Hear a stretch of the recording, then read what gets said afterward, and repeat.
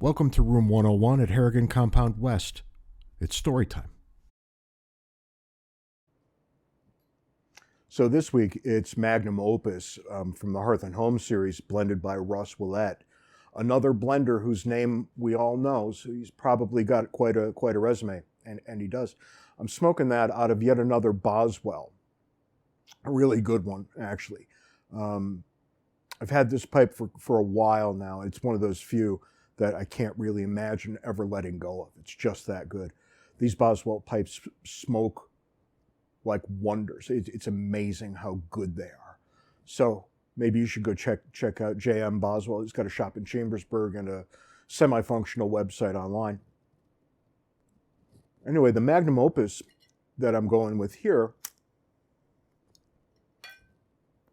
is one of the essential six that I told you about maybe a month or so ago. So if you've been with us from the start, this is one of the essential six. White Knight and Black House tend to get a lot more of the ink. Those are two other blends that Boswell has put together. But for my money, Magnum Opus is right there with them. I don't know if it's better, I don't know if it's worse, but it's right there. It's an awfully good smoke. I've never once been disappointed by it. So give it a look. I don't know that I'm going to have a lot more to say about it than that. I mean, it's nothing but praise, high praise all the way around. So last week, I talked about my terrible sleep disorder. And okay, it's a weird kind of thing that I live with day to day, month to month, year to year. It never really gets any better. But people like me, people who have a real severe sleep disorder, what happens? We end up sleeping until 2, 3, 4 in the afternoon, quite a bit of the time. And the people around us who pretend to love us offer a heavy criticism of this sort of behavior. They refer to it as laziness, and it's a character defect and all these sorts of things. And they say things like, well, why can't you just get up earlier? And about once every 3 or 4 years, I used to think, maybe they've got a point. Maybe I should just get up earlier. So it was a Monday, because you always pull this crap with yourself on a Monday, right? I decided that from Sunday night to Monday, I'm going to wake up at a reasonable hour. And I thought a reasonable hour for me is probably about 9 a.m. People in my life would tell me that even that's slacking. But there it is. So I'm going to get up at 9 o'clock. So I set an alarm. I almost never set alarms. So I set the alarm for 9 a.m. and I was up really late. I think it was like 6:30, 6:45 the last time I looked at the clock. And my room was perfectly dark. I had thick construction paper papered up over the windows, right? So no light could get in, because when you can't sleep at all, you really want to milk it for what you can. And the alarm went off, and I sat up and I yawned. And I felt something happen right about here. And it wasn't exactly pain, but it wasn't exactly pleasant either. And I blinked a few times, and it was scratchy, like sand had gotten in under my eyelid. Of course, in my apartment in the Inland Empire in Southern California, that wasn't going to really happen. So figure it out. And I did what anybody would have done.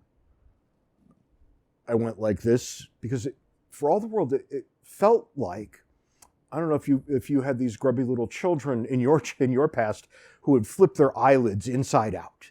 And I became convinced that was what happened. And so I went to push it back down, and my hand actually stopped here instead of here. And I patted it, and honestly, this was my first thought. Geez, that can't be good. And I got up, and I had a big mirror in the bedroom, and I'm leaning into it to see, but of course the construction paper has blocked all light out. And I figured it's probably not the kind of thing I wanted to see anyway. And I sat down on the edge of the bed. And I'm feeling it, and it's very clear to me that my eye had come out of its socket and then was resting on the outer socket. And what the hell do you do now? It seemed to me that I only had one option. So I took my hand and I put it like this, and I made sure I surrounded the entire eyeball, and I started pressing in. And then I took my other hand and I smacked myself something awful. I mean, it was hard. I really let myself have it. And it was probably the hardest slap I ever felt, which tells you something because I've been slapped once or twice. And I kind of flew back on the bed, my arms spread out, and I blinked my eyes, and what do you know? Everything was back to normal again. So I got up and wandered out to the bathroom where I had adequate light and a mirror.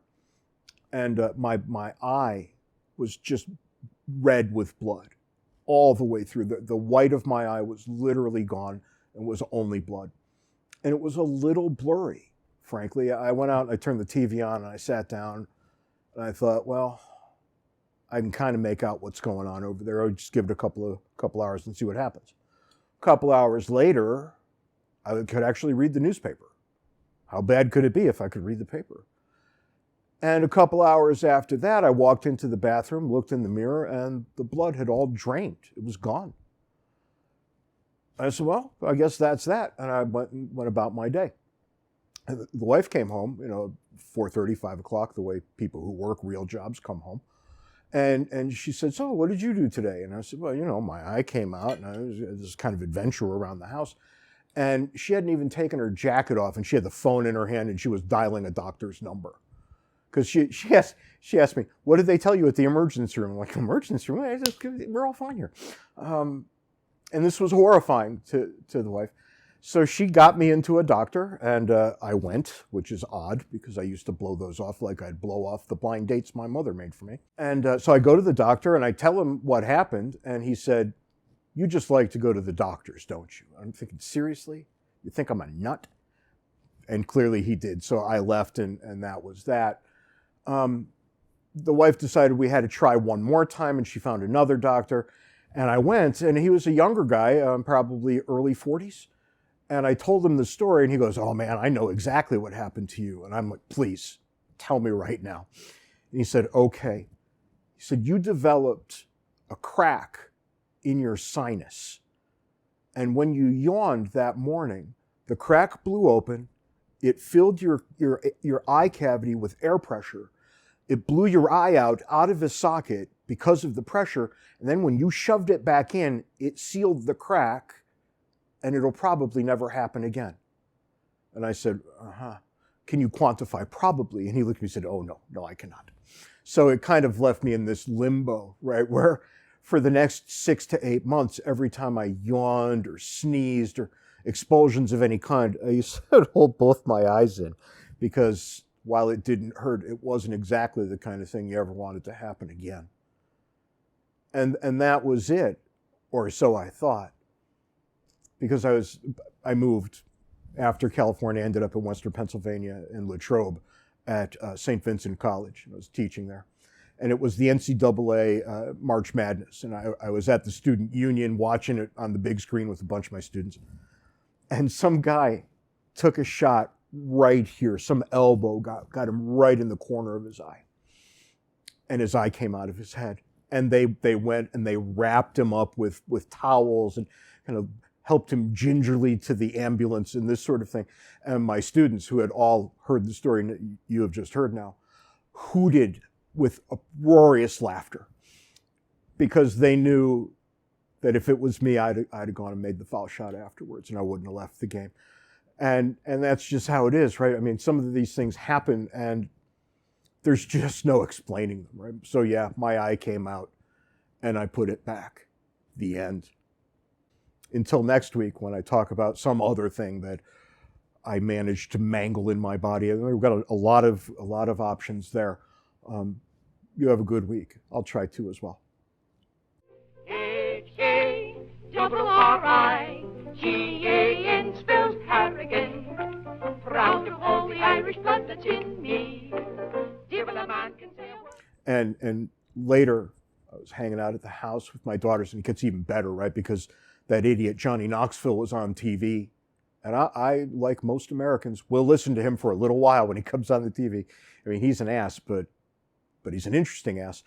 And he also told the story of how his eye came loose from his head as well. And it turns out this kind of happened. So it's me, a basketball player who nobody can remember, and Johnny Knoxville. I'm sure there are more out there. I'm sure one or two of them will email me with some kind of craziness after they see this video.